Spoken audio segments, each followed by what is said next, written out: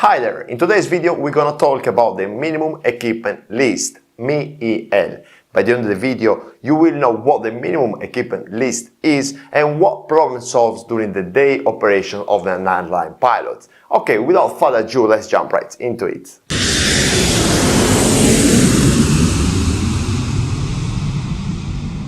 Hi there, I'm Gabriele from pilotclimb.com.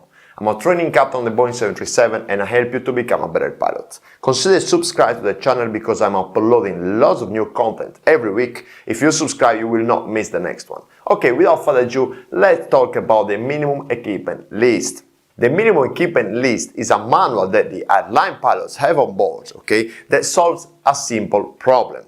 Let's say you are boarding the plane and then suddenly you have an equipment or instrumentation or a system that is not working, okay? The first question that you should ask yourself, can I dispatch with that problem? Can I actually perform the flight with that instrumentation, with that system or with that equipment that is not working? So the minimum equipment list solves that problem because the MEL is a manual that we've got on board that actually tells you if you can dispatch or if you can perform that flight with that specific problem.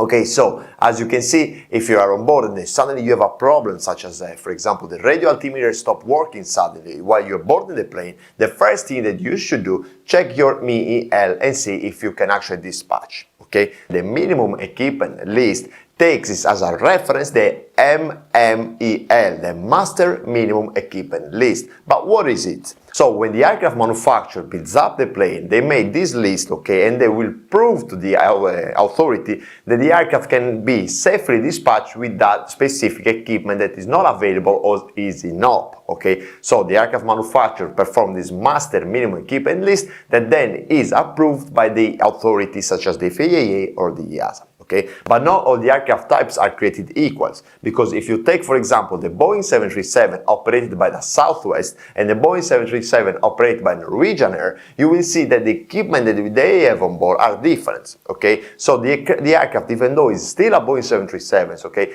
the equipment that we've got on board can be different. Okay? Some operators, they may have, let's say, a full equipped Boeing 737 and some other operators, they have not a fully equipped Boeing 737. For example, I've never flown a Boeing 737 with a head-up display. However, some operators, they have the Boeing 737 with the head-up display. So as you can see, depending on your operations, depending where you operate, depending on the company procedures, they may have a different equipment and different systems on board. So what the operator does, they took this master minimum equipment list as we discussed earlier, and they actually do their own minimum equipment list that takes into account their system, their operations, and the area where they actually operate. Okay, so it is important to understand the minimum equipment list, the one made by the operator, okay, for their specific operation, their specific aircraft, has to be as restricted as the MMEL or more restricted. Okay.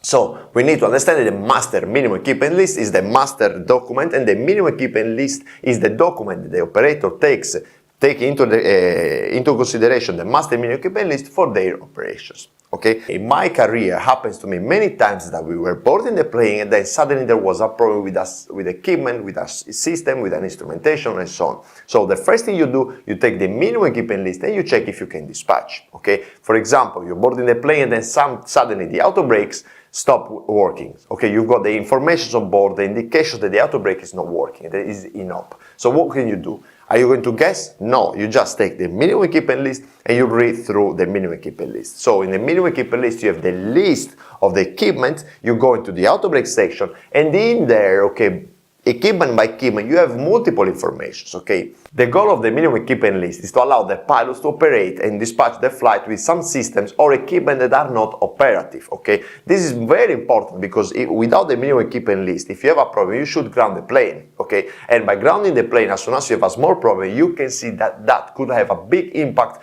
on the economy, on the revenue of the company. So the minimum equipment list is very important that you follow that, okay? A very important thing to understand is that even though the minimum equipment list tells you that you can actually dispatch the plane with that system, the last word stands with the captain. A problem with the minimum equipment list is that the minimum equipment list doesn't take into account the multiple failures. So for example, you are boarding the plane, then suddenly you have a problem with the auto brake, and then you have a problem with a generator, okay? So let's say that for that flight, you check both items on the minimum equipment list and tells you that you can actually dispatch. Okay, but the last word stands with you, with the captain. So you should use common sense, think about that, and think about, is it really safe to dispatch even though the minimum equipment list is telling me I can? So it is important to all the time not just follow the book blindly, say, okay, the minimum equipment list says yes, so I go. No, take into account that sometimes you have to use common sense and take more restrictive actions and more restrictive measures compared to the ones of the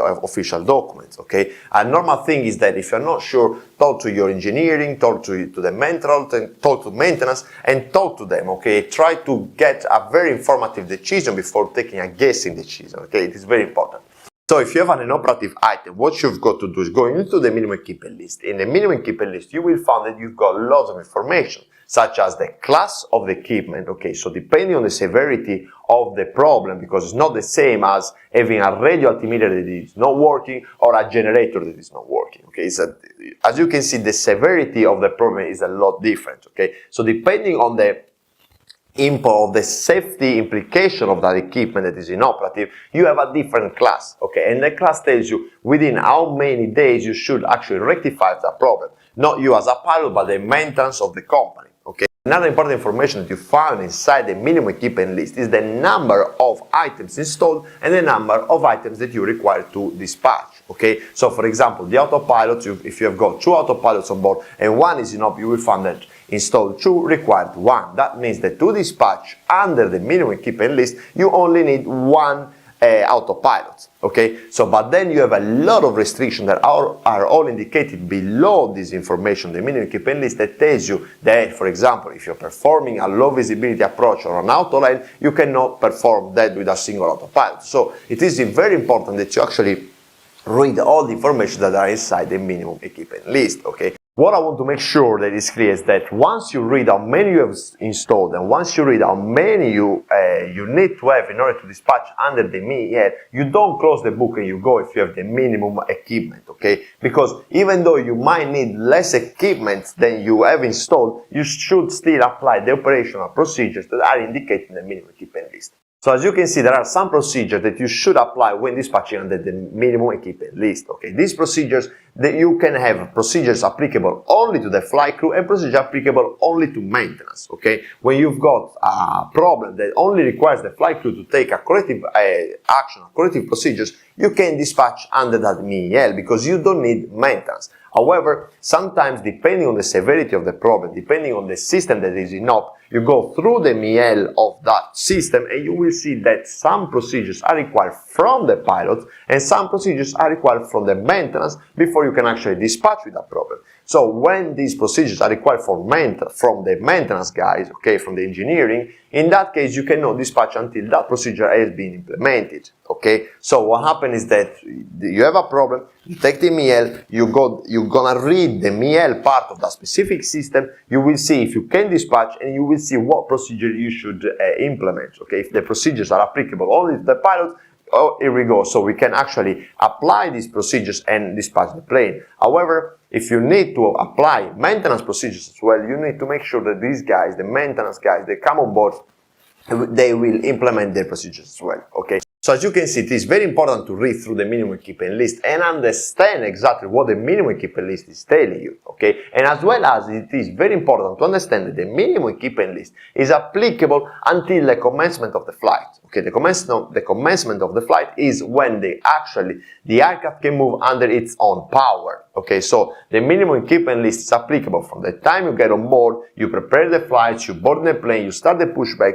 you start the engine. By the moment you actually add in thrust for taxi, that is the moment from where the minimum equipment list is not applicable anymore. However, I strongly recommend you to use common sense, because if you have a problem during the taxi out that will compromise the safety of your flights, you should check your MEL, okay? Because you're still on the ground and sometimes it's better to come back, okay, to the stand, especially if you are flying out of a place where you have maintenance, okay, where you have guys that can actually check the plane. A typical example is, let's say we are taxiing out and in our destination we have rain, the runway is wet, we've got thunderstorms and so on, and when you are taxiing out, you've got the anti-skid is in op, okay, suddenly your aircraft is telling you that anti-skid is in op, okay. In that case, it's always wise, for example, to check the MEL, because if the MEL tells you that you cannot go into a wet runway with anti-skid in op, and the QRH is telling you that you can actually go, maybe you should take into consideration the things, okay? You might think, okay, maybe if I come back and I ask the maintenance guys to check the plane and check the anti-skid, maybe they can fix the plane and then everything is gonna be fine, okay? So that's why it is very important to take into consideration the MEL, even if they are not applicable, in order to take a more informative action, okay, a more informative decision, okay, because this is very important, okay. We don't only blindly follow the manuals, follow the rules. We need always to use, as a captain of the plane, as a commander of the plane, you should always use common sense. So I hope you now understand what the minimum equipment list is and why it is so important. If you have any question, leave a comment below and then I will help you out. Also go to pilotclimb.com where you can subscribe for free pilot training content. I wish you a great day and I'll see you in the next one.